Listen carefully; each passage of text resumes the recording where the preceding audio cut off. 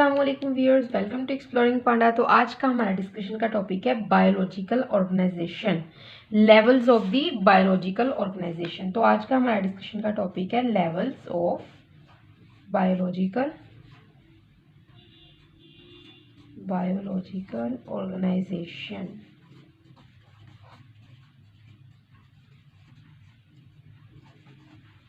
ठीक है, तो अगर हम लेवल्स की बात करें बायोलॉजिकल ऑर्गेनाइजेशन के, तो बहुत से लेवल है इस बायोलॉजिकल ऑर्गेनाइजेशन के, जिसके अंदर आते हैं atomic, sub atomic level, molecular level, organelles and cell level, tissue level, organ system.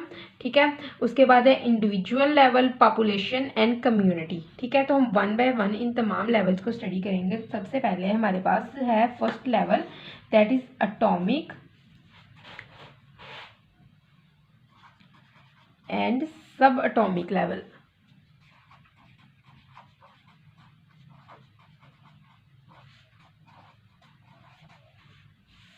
Clear. तो अगर हम एटॉमिक और सब एटॉमिक लेवल की बात करें तो तमाम लिविंग ऑर्गेनिजम्स और नॉन लिविंग ऑर्गेनिजम्स एक सिंपल यूनिट से मिलके बने हैं।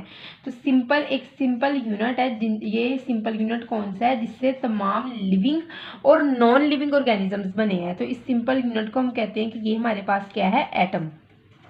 ठीक है, तो सब एटॉमिक पार्टिकल्स, जो इस एटम्स के पार्टिकल्स हैं, एटम तमाम लिविंग ऑर्गेनिजम्स किससे मिलके बने हैं, एटम से। और एटम किन किन चीजों से मिलके बना हुआ है, एक है प्रोटॉन, ठीक है, इलेक्ट्रॉन और न्यूट्रॉन। क्योंकि ये एटम के जो पार्टिकल्स हैं, एटम के जो हैं वो प्रिकर्सर्स हैं, जिनसे एटम मिलके बनता है।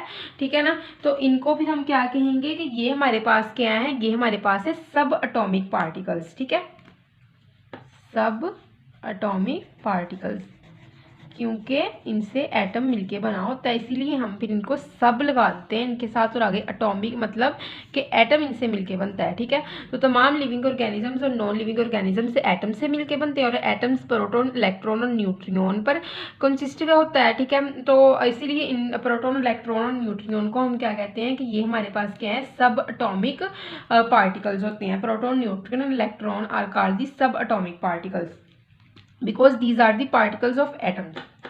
क्लियर। तो नेक्स्ट है हमारे पास मोलिक्यूलर लेवल।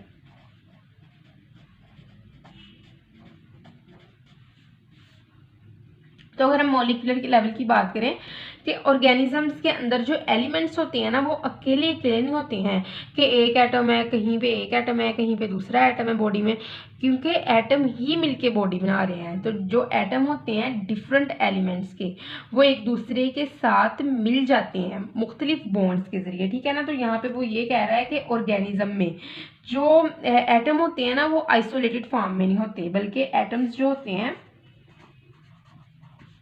मुख्तलिफ एलिमेंट्स के एटम के, हर एलिमेंट का अपना एटम होता है। ठीक है ना, तो मुख्तलिफ एलिमेंट्स के जो एटम्स होते हैं वो क्या करते हैं, वो एक दूसरे के साथ मिलते हैं। किस तरह, आयनिक बॉन्ड के जरिए या फिर कोवलेंट बॉन्ड के जरिए। तो हमें पता है कि जब डिफरेंट एटम्स एक दूसरे के साथ मिलते हैं बहुत ज़्यादा क्वांटिटी में, डिफरेंट बॉन्ड्स के जरिए, आयनिक और कोवलेंट बॉन्ड जो है ये एक जो मोस्ट कॉमन बॉन्ड्स हैं। तो जब ये डिफरेंट एटम्स इन बॉन्ड्स के जरिए मिलते हैं तो क्या बनता है हमारे पास, कंपाउंड। ठीक है, तो कंपाउंड बन जाता है। तो इस स्टेबल फॉर्म को जो एटम से मिलके बनी है थ्रो डिफरेंट बॉन्ड्स, तो इस स्टेबल फॉर्म को हम क्या कहते हैं, इस कंपाउंड की स्टेबल फॉर्म को हम कहेंगे ये हमारे पास क्या है, एक मॉलिक्यूल है। ठीक है, लगी समझ आपको कि क्या होता है कि मोलिकुलर लेवल में मॉलिक्यूल बनता है। किस तरह बनता है मॉलिक्यूल, जब डिफरेंट एटम्स, मुख्तलिफ एलिमेंट्स के एटम एक दूसरे के साथ मिलते हैं। जिस तरह के अब ये हमारे पास एलिमेंट ए था और ये था हमारे पास एलिमेंट बी, ये है हमारे पास एलिमेंट सी। ठीक है। तो ये तमाम एलिमेंट्स हैं, इनके एक दूसरे के साथ अब मिलेंगे थ्रू आयनिक बॉन्ड और कोवलेंट बॉन्ड, ठीक है ना। तो डिफरेंट एलिमेंट्स जो हैं एक दूसरे के साथ मिल रहे हैं थ्रू आयनिक और कोवलेंट बॉन्ड। जब ये मिल जाते हैं ना तो इसको हम कहते हैं कि एक स्पेसिफिक कंपाउंड है हमारे पास, और जो ये स्टेबल फॉर्म बनती है कंपाउंड की, इसको हम कहेंगे ये हमारे पास क्या है, मॉलिक्यूल, ठीक है। तो जो कॉमन एटम्स होते हैं वो कौन कौन से होते हैं, कॉमन एटम्स हमारे पास यहाँ पे कौन कौन से होंगे, तो वो होंगे हमारे पास hydrogen, carbon, nitrogen, phosphorus, sulphur. तो ये मोस्ट कॉमन एटम्स होते हैं जो बायोलॉजिकल मॉलिक्यूल्स के अंदर पाए जाते हैं, जिन ये एटम्स से ही मिलके जो है वो आगे बायोलॉजिकल मॉलिक्यूल्स बनते हैं, ठीक है ना। तो डिफरेंट टाइप की बॉन्डिंग अरेंजमेंट होती है इन मॉलिक्यूल्स के अंदर। हम पहले भी बात कर चुके हैं कि मॉलिक्यूल्स बनते ही बॉन्डिंग अरेंजमेंट से हैं एटम्स के दरमियान में। तो ये जो तमाम एटम्स हैं ये आपस में मिलते हैं और इनके दरमियान में मुख्तलिफ तरह की बॉन्डिंग अरेंजमेंट होगी, वो आयनिक भी हो सकती है, वो कोवलेंट बॉन्डिंग भी हो सकती है, ठीक है। तो उसके बाद हम बात करेंगे कि जो मॉलिक्यूल्स होती हैं इनकी भी आगे कैटेगरीज होती हैं। कौन कौन सी कैटेगरीज होंगी इनकी, कुछ होते हैं माइक्रो मॉलिक्यूल्स, ठीक है, और कुछ होते हैं हमारे पास मैक्रो मॉलिक्यूल्स। तो ये जो है वो इसी तरह ही समझ लग रही है कि माइक्रो का मतलब होता है छोटा और मैक्रो का मतलब होता है बड़ा। तो मॉलिक्यूल जो जिनका मॉलिक्यूलर वेट वो थोड़ा होगा, low molecular weight, low molecular weight, वो माइक्रो मॉलिक्यूलर होंगे। और ऐसे मॉलिक्यूल जिनका मॉलिक्यूलर वेट क्या होगा, हाई होगा, हाई मॉलिक्यूलर वेट, तो वो होंगे हमारे पास मैक्रो मॉलिक्यूल। तो माइक्रो मॉलिक्यूल के अंदर आती हैं कार्बन डाइऑक्साइड, वाटर, ठीक है। और मैक्रो मॉलिक्यूल के अंदर हमारे पास आती हैं स्टार्च और प्रोटीन्स वगैरह, ठीक है। तो उसके बाद हम बात करते हैं कि जो मॉलिक्यूल होते हैं ना, ये अगर हम इनको बायोलॉजिकल पॉइंट ऑफ व्यू से देखें तो मॉलिक्यूल दो टाइप्स के होते हैं, ठीक है ना। हमारे पास ऑर्गेनिक मॉलिक्यूल और इनऑर्गेनिक मॉलिक्यूल। तो ऑर्गेनिक मॉलिक्यूल वो हमें पता है कि ऑर्गेनिक कंपाउंड की डेफिनेशन है ऑर्गेनिक मॉलिक्यूल की कि कार्बन और हाइड्रोजन से मिलके बने होते हैं, और इनऑर्गेनिक मॉलिक्यूल की भी वही डेफिनेशन है जो इनऑर्गेनिक कंपाउंड की होती है कि उनके अंदर कार्बन और हाइड्रोजन नहीं पाया जाता है, ठीक है। मतलब कि कार्बन और हाइड्रोजन एक साथ नहीं होगा इनऑर्गेनिक मॉलिक्यूल्स में। तो ऑर्गेनिज्म जो होते हैं ये मुख्तलिफ माइक्रो और मैक्रो मॉलिक्यूल्स से मिलके बने होते हैं, ठीक है ना। तो कुछ ऑर्गेनिक मॉलिक्यूल जो होते हैं हमारी जो बॉडी के अंदर वो पाए जाएंगे, वो होते हैं glucose, amino acid, fatty acid, ठीक है, न्यूक्लियोटाइड्स, एटीपी, एडीपी, एएमपी। ये कुछ जो हमारी बॉडी के अंदर ऑर्गेनिक मॉलिक्यूल है ना उनकी बेस्ट टाइप है, ठीक है। तो नेक्स्ट हम बात करते हैं ऑर्गेनेलिज और सेल की। ऑर्गेनेलिज एंड सेल, ठीक है। तो डिफरेंट जो मैक्रो और माइक्रो मॉलिक्यूल्स, मैक्रो मॉलिक्यूल्स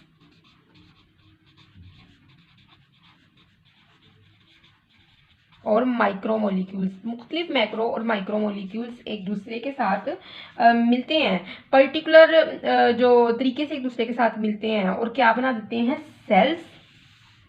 क्योंकि मॉलिक्यूल्स मिलके सेल बनाते हैं, हमें पता है सेल्स, और सेल्स आगे मिलके क्या बना देती हैं, ऑर्गेनेलिज, ठीक है ना। तो मॉलिक्यूल मिलके बनाएंगे सेल्स और सेल्स आगे मिलके बना देंगे ऑर्गेनेलिज। तो बेसिकली ऑर्गेनेलिज भी फिर मॉलिक्यूल से ही मिलके बनी होती हैं, क्योंकि सेल का जो प्रीकर्सर है वो क्या है, मॉलिक्यूल है, और मॉलिक्यूल का प्रीकर्सर क्या है, हमारे पास एटम है, ठीक है। तो उसके बाद हम बात करते हैं कि जब ऑर्गेनेलिज बन जाती है तो सिंपल ऑर्गेनिजम्स जिसके अंदर हमारे पास है, अब सिंपल ऑर्गेनिजम्स की बात करें, सिंपल ऑर्गेनिजम्स, हमें पता है कि सिंपल ऑर्गेनिजम्स बेसिकली वो ऑर्गेनिजम्स होते हैं जिनकी पूरी बॉडी ही एक सेल पे कंसिस्ट करती है, कि वो एक ही सेल से मिलके बने होते हैं। तो वो कौन से होते हैं हमारे पास, बैक्टीरिया, प्रोकैरियोट एंड प्रोटोजोआ, ये मीबा पैरामीशियम वगैरह, जिनकी बॉडी सिर्फ एक सेल के ऊपर कंसिस्ट करती है। तो जो मोस्ट जो फंजाई होती है हमारे पास, या प्लांट्स या फिर एनिमल्स, ये क्या होते हैं, ये मल्टी सेलुलर होते हैं। ये जो बैक्टीरिया वगैरह होते हैं जो जिसकी बॉडी एक सेल पे कंसिस्ट होती है, इसको हम कहते हैं यूनिसेलुलर। और हमारे पास है प्लांट, एनिमल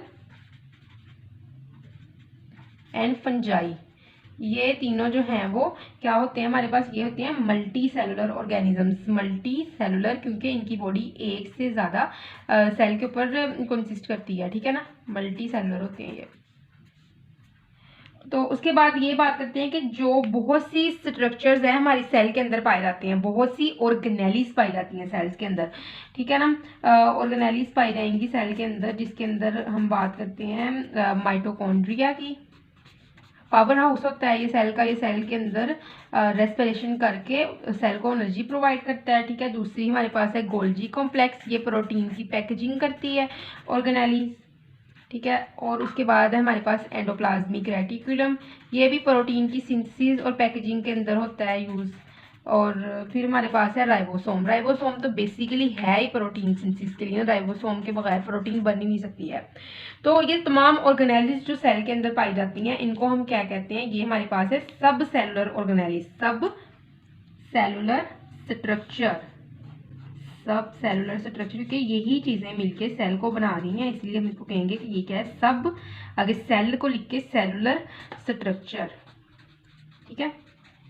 तो जो इनऑर्गेनिज्म की सेल के अंदर अरेंजमेंट है ना, वो इस हिसाब से होगी कि इन्होंने किस तरह फंक्शन करना है, ठीक है ना। तो ये हर ऑर्गेनेली ने अपना फंक्शन परफॉर्म करना है, हर ऑर्गेनेली अपने फंक्शन की जिम्मेदार है, ठीक है ना। तो जब हर ऑर्गेनेली अपने फंक्शन की जिम्मेदार है, तो इसको हम कहते हैं डिवीजन ऑफ लेबर का process. Division of labour, division of labour का प्रोसेस कौन सा प्रोसेस होता है, जब हर ऑर्गेनेली अपना काम खुद से अंजाम देगी और कोई भी ऑर्गेनेली दूसरे के ऊपर डिपेंड नहीं करेगी। तो ये हुआ कि हर ऑर्गेनेली का अपना काम है, और इस प्रोसेस को हम कहते हैं डिवीजन ऑफ लेबर, ठीक है ना। इसीलिए कहा जाता है कि there is a division of labour among the cell. Cell के स्ट्रक्चर में, सेल के अंदर क्या होता है कि डिवीजन ऑफ लेबर का प्रोसेस होता है। तो प्रोकैरियोट के अंदर क्या होता है कि बहुत ही कम ऑर्गेनेलीज होती हैं सेल के अंदर, बहुत ही लिमिटेड, इवन के ना होने के बराबर होती हैं ऑर्गेनेलीज सेल के अंदर। जस्ट राइबोसोम्स पाए जाते हैं, या फिर क्रोमाटिन मटेरियल पाई जाती है, क्रोमाटिन मटेरियल। अदरवाइज इनके अंदर इंजाइम्स वगैरह पाए जाते हैं तमाम प्रोसेस के, रेस्पिरेशन वगैरह के। लेकिन ये माइटोकॉन्ड्रिया या गोल्जी कॉम्प्लेक्स या एंडोप्लाज्मिक रेटिकुलम वगैरह नहीं पाया जाता, इवन बल्कि राइबोसोम जरूर पाया जाता है, ठीक है, इनके अंदर भी। प्रोकैरियोट्स के अंदर, यूकैरियोट्स की बात करें हम, मल्टी सेलुलर ऑर्गेनिजम्स जो होते हैं, जिस तरह प्लांट, एनिमल, फंजाई वगैरह, तो इनके अंदर क्या होते हैं, इनके अंदर बहुत ज़्यादा मेम्ब्रेनियस बाउंडेड ऑर्गेनेलीज होती हैं। ये वाली ऑर्गेनेलीज माइटोकॉन्ड्रिया, गोल्जी कॉम्प्लेक्स वगैरह जो है, सारी ऑर्गेनेलीज ये इनके अंदर पाई जाती हैं यूकैरियोट्स के अंदर। तो इसीलिए जो है वो सेल मेम्ब्रेन जो होती है वो यूकैरियोट और प्रोकैरियोट दोनों के अंदर पाई जाती है, ठीक है ना। तो अब हम बात करते हैं टिश्यू लेवल की।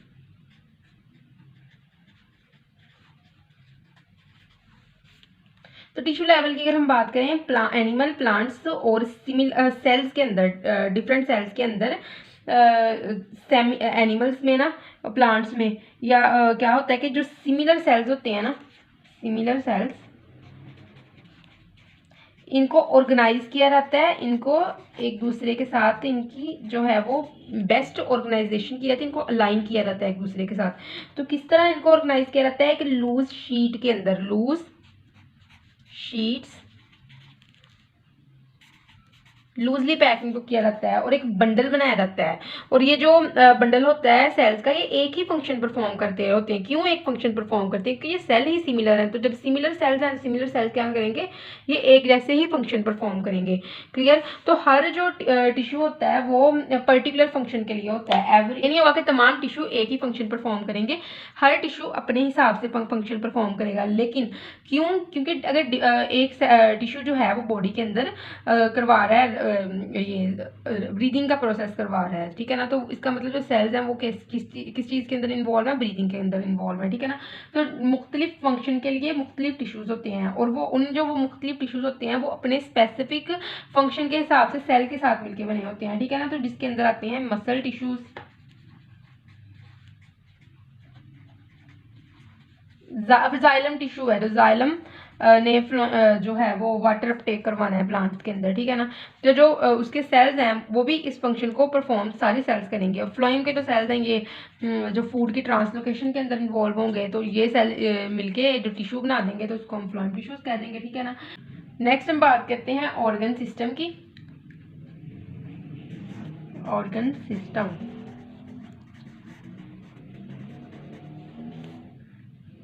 तो ऑर्गन सिस्टम्स के अंदर हम ये बात करते हैं कि डिफरेंट टिश्यूज मिलके ना, डिफरेंट टिश्यू कंबाइन करते हैं, एक दूसरे के साथ मिलके क्या बनाते हैं, असेंबल होते हैं, एक दूसरे के साथ मिलते हैं और एक ऐसा स्ट्रक्चर बना देते हैं, एक दूसरे के साथ कंबाइन करके, एक दूसरे के साथ असेंबल करके एक स्पेसिफिक स्ट्रक्चर बनाते हैं। स्पेसिफिक स्ट्रक्चर, वो जो स्पेसिफिक स्ट्रक्चर होता है ना, उसने एक स्पेसिफिक फंक्शन परफॉर्म करवाना होता है आगे, ठीक है ना। उसी हिसाब से उस स्ट्रक्चर को डिजाइन किया जाता है जो उसने आगे जाके फंक्शन परफॉर्म करवाना है, ठीक है ना। क्योंकि जो तमाम ऑर्गन है वो एक जैसे तो नहीं है, बॉडी के अंदर डिफरेंट शेप है हर ऑर्गन की, तो वो शेप उनके फंक्शन के हिसाब से है, ठीक है ना। तो ऐसे स्ट्रक्चर को जिसने ये पर्टिकुलर फंक्शन परफॉर्म करवाना होता है उसको हम कहते हैं कि वो हमारे पास क्या है, ऑर्गन, ठीक है। तो इस ऑर्गन ने स्पेसिफिक फंक्शन परफॉर्म करवाना होता है। तो हमारे पास जो बेस्ट एग्जांपल है यहाँ पे है स्टमक की। स्टमक एक ऑर्गन है, तो इसका फंक्शन क्या है, फूड डाइजेशन। फूड डाइजेशन ये करवाता है, प्रोटीन पार्ट की फूड की। तो इसके अंदर क्या होता है, सिक्रीटरी एपिथेलियम होता है जिसने सिक्रिएट क्या करवाना होता है, गैस्ट्रिक जूस को, ठीक है। सिक्रीटरी एपिथेलियम होता है स्टमक के अंदर, epithelium, this epithelium have to secrete gastric juice, ये गैस्ट्रिक जूस को सिक्रिएट करवाता है, ठीक है। तो सिक्रिएट और जो मस्कुलर टिश्यूज होते हैं ये क्या करते हैं, ये जो स्टमक की वॉल है उसको कॉन्ट्रैक्ट करते हैं, ठीक है ना, और फूड को मिक्स कर देते हैं। इंजाइम, जो इंजाइम प्रोड्यूस होता है, डाइजेस्टिव इंजाइम स्टमक के अंदर प्रोड्यूस होता है, ठीक है ना। तो जब ये इंजाइम के साथ ये इसको मिक्स कर देते हैं और फूड को ले जाते हैं पोस्टीरियर एंड के एंड तक, ठीक है।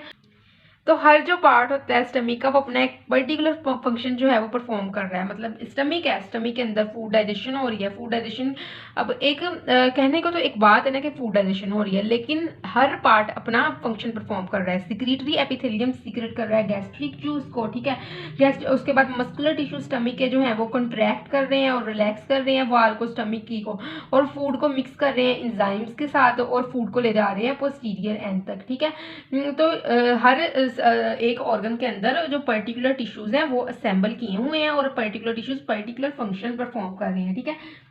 एनिमल ऑर्गन फॉर्मेशन जो होती है ये बहुत ज़्यादा कम्प्लेक्स होती है एंड वेल डिफाइंड होती है एज कम्पेयर टू प्लांट। तो ऑर्गन जो होता है ये पार्ट किसका है, ऑर्गन सिस्टम का।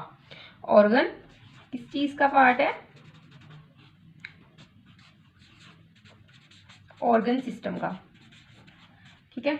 तो जहाँ पे टोटल फंक्शंस जो होते हैं परफॉर्म किए जाते हैं एक ही प्रोसेस के अंदर, क्योंकि ऑर्गन सिस्टम क्या है, ऑर्गन से ही मिलके बनते हैं, तो इसके अंदर तमाम फंक्शन एक ही प्रोसेस में परफॉर्म करवा लिए जाते हैं, ठीक है। तो ऑर्गन लेवल जो होती है ये थोड़ी डेफिनेट होती है प्लांट के अंदर, क्यों, एज कम्पेयर टू एनिमल्स, ठीक है ना। तो प्लांट्स के अंदर बस ये होता है कि रूट, स्टेम, लीव्स या रिप्रोडक्टिव स्ट्रक्चर के अंदर डिस्टिंग्विश कर सकते हैं हम लोग, ठीक है ना। तो रूट्स, जो अगर हम प्लांट्स की बात करें तो प्लांट्स की बॉडी के अंदर जस्ट कुछ पार्ट्स पाए जाते हैं, रूट, स्टेम, लीव्स या रिप्रोडक्टिव स्ट्रक्चर के। हमें पता है रूट्स जो होती हैं वो एंकरिंग के लिए जो होती हैं वो यूज़ होती हैं। एंकरिंग का मतलब कि प्लांट को ज़मीन के अंदर जो है वो होल्ड फास्ट जो होता है वो प्रोवाइड करती हैं, ठीक है ना। तो जो उसके अलावा जो है स्टोरेज ऑफ फूड के लिए जो होती हैं रूट्स इस्तेमाल होती हैं, या फिर वाटर और मिनरल की एब्जॉर्प्शन के लिए इस्तेमाल होती हैं। जो शूट होती हैं उसने तमाम प्लांट को सपोर्ट किया होता है, उसके ऊपर लीव्स जो होते हैं वो लगे होते हैं, उसके ऊपर फ्लावर्स लगते हैं, उसके ऊपर जो है वो टहनियाँ लगती हैं नेक्स्ट में, ठीक है ना। प्लांट एक्सपेंड करता है, ठीक है। फ्लावर्स या रिप्रोडक्टिव स्ट्रक्चर जो होते हैं वो किस चीज़ के अंदर इन्वॉल्व होते हैं, रिप्रोडक्शन के लिए, नेक्स्ट जनरेशन को प्रोड्यूस करवाने में, ठीक है। तो नेक्स्ट हम बात करते हैं इंडिविजुअल लेवल की। इंडिविजुअल लेवल,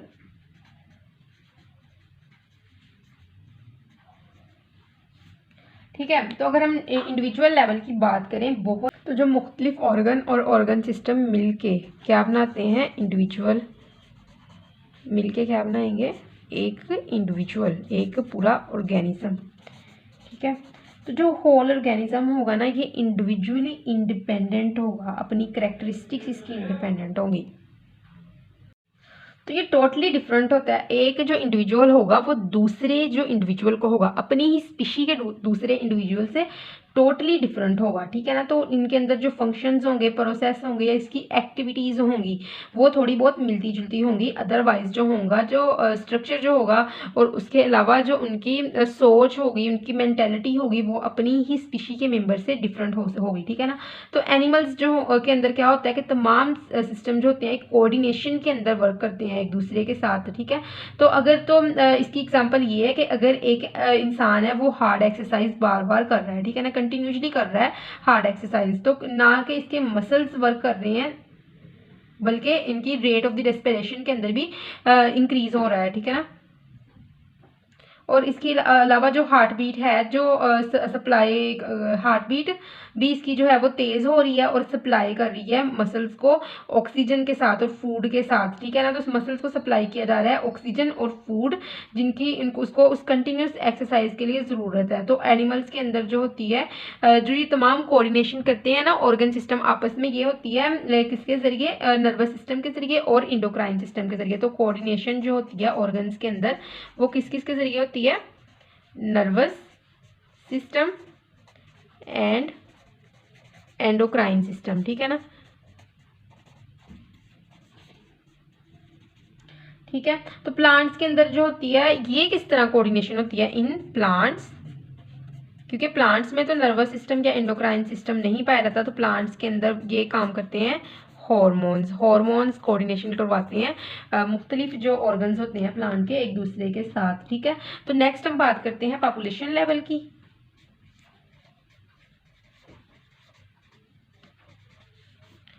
ठीक है। तो पॉपुलेशन लेवल के अंदर क्या होता है, पॉपुलेशन होता है बेसिकली पॉपुलेशन है क्या, पॉपुलेशन क्या है, ये ग्रुप है ऑर्गेनिज्म का, सेम स्पीशी के ऑर्गेनिज्म जब एक पर्टिकुलर एरिया में रहते हैं, सेम स्पीशीज ऑर्गेनिज्म एक पर्टिकुलर प्लेस में रहते हैं, एक सेम प्लेस पे रहते हैं और एक सेम टाइम पे, सेम स्पीशी के ऑर्गेनिज्म है, प्लेस भी सेम है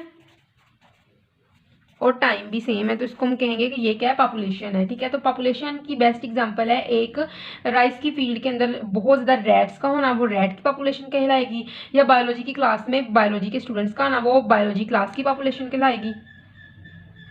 या एक सिटी के अंदर जो लोग रह रहे हैं वो उस सिटी की पॉपुलेशन कहलाएगी। तो पॉपुलेशन अब जो है पॉपुलेशन का अंदर बहुत तेज़ी से इजाफा हो रहा है। ठीक है। तो पॉपुलेशन एक हाई लेवल है किसका, बायोलॉजिकल ऑर्गेनाइजेशन का बहुत हाइयर लेवल है। ठीक है। तो जो ऑर्गेनिजम्स होते हैं बहुत हाई लेवल है बायोलॉजिकल ऑर्गेनाइजेशन का ऑर्गेनिजम्स के मुकाबले में, क्योंकि ग्रुप ऑफ ऑर्गेनिजम्स मिलके जो होते हैं, एक ही स्पीशी के ग्रुप ऑफ ऑर्गेनिज्म मिलके पॉपुलेशन बना रहे हैं। तो ये जो लेवल होता है इसके अपने अपने जो हैं वो फ़ायदे हैं। ठीक है। अपने अपने जो इसकी हैं वो करेक्टरिस्टिक्स हैं। तो उसके बाद हम बात करते हैं कि पॉपुलेशन जो होती है, पॉपुलेशन के करेक्टरिस्टिक्स या पैरामीटर्स जो होते हैं पॉपुलेशन के, ठीक है, वो उसकी जीन फ्रीक्वेंसी और उसके बाद जीन फ्लो होता है। व्हाट इज जीन फ्लो, किसी पॉपुलेशन का जीन फ्लो होता है कि जीन का मूव कर देना एक पॉपुलेशन से, वन पॉपुलेशन से दूसरी पॉपुलेशन के अंदर जीन का जो मूव कर जाना है ना, उसको हम कहते हैं कि ये क्या है, जीन फ्लो है। ठीक है। उसके बाद है एज डिस्ट्रीब्यूशन किसी पॉपुलेशन की। ठीक है। जो एज डिस्ट्रीब्यूशन इस पॉपुलेशन की, different age structure in a population is called age distribution of a population. Age distribution ये एट्रीब्यूट्स हैं पॉपुलेशन के। ठीक है ना। करेक्टरिस्टिक्स या पैरामीटर है, एट्रीब्यूट कहते हैं करेक्टरिस्टिक्स और पैरामीटर्स को किसी भी पॉपुलेशन के। तो एज डिस्ट्रीब्यूशन है उस पॉपुलेशन के अंदर। एज डिस्ट्रीब्यूशन का मतलब है कि डिफरेंट जो एज स्ट्रक्चर है एक पॉपुलेशन के अंदर ना, अब ये तो नहीं होगा ना कि एक पॉपुलेशन के अंदर अगर 50 साल का आदमी है तो सारे ही 50 साल के ही होंगे, मुख्तलिफ एज के लोग पाए जाते हैं एक पॉपुलेशन के अंदर। तो उसके अलावा है पॉपुलेशन डेंसिटी, जो एक एट्रीब्यूट है पॉपुलेशन डेंसिटी। तो पॉपुलेशन डेंसिटी क्या है हमारे पास, जो नंबर ऑफ द इंडिविजुअल जो होते हैं पॉपुलेशन के, पॉपुलेशन डेंसिटी उसको कहते हैं। उसके अलावा पॉपुलेशन प्रेशर भी है एक attribute. Population pressure, population pressure क्या है कि एक ही पॉपुलेशन का प्रेशर दूसरी पॉपुलेशन के ऊपर, उसको हम कहेंगे कि ये क्या है, पॉपुलेशन प्रेशर है। तो ये gene flow, age distribution, population density, population pressure, ये सारे क्या हैं, ये हैं हमारे पास एट्रीब्यूट्स हैं, ठीक है ना। ये हमारे पास एट्रीब्यूट्स हैं पॉपुलेशन के। और एट्रीब्यूट्स किसको कहते हैं, करेक्टरिस्टिक्स को, या फिर पैरामीटर्स जो होते हैं किसी भी पॉपुलेशन के। तो ये तमाम पैरामीटर्स जो होते हैं ये पॉपुलेशन के ऑर्गेनिजम्स के अंदर पाए जाते हैं। तो यहाँ पे हम बात करते हैं कम्युनिटी। कम्युनिटी क्या है, पॉपुलेशन, मुख्तलिफ स्पीशीज़ की पॉपुलेशन मिलके क्या बनाती है, कम्युनिटी। एक सेम हैबिटेट में जब पॉपुलेशन मुख्तलिफ स्पीशी जो होती है वो मिलके, पॉपुलेशन मुख्तलिफ स्पीशी की, of different species combined in a same habitat to form the community. तो कम्युनिटी बनाती है। तो जो कम्युनिटीज़ होती हैं ये डायनामिक कलेक्शन है ऑर्गेनिजम्स की, मुख्तलिफ कलेक्शंस हैं मुख्तलिफ ऑर्गेनिजम्स की। तो क्या होता है कि एक पॉपुलेशन इंक्रीज़ करती है, दूसरी पॉपुलेशन जो होती है वो डिक्रीज़ करना शुरू हो जाती है, क्योंकि एबायोटिक फैक्टर्स कम हो रहे होते हैं, एबायोटिक फैक्टर्स के कम होने की वजह से। तो कम्युनिटीज़ जो होती हैं कॉम्प्लेक्स होती हैं, और कुछ कम्युनिटीज़ जो होती हैं वो सिंपल होती हैं। सिंपल कम्युनिटी के अंदर जो होता है कोई भी चेंज अगर होगा ना तो वो बहुत लॉन्ग लास्टिंग होगा, ठीक है ना।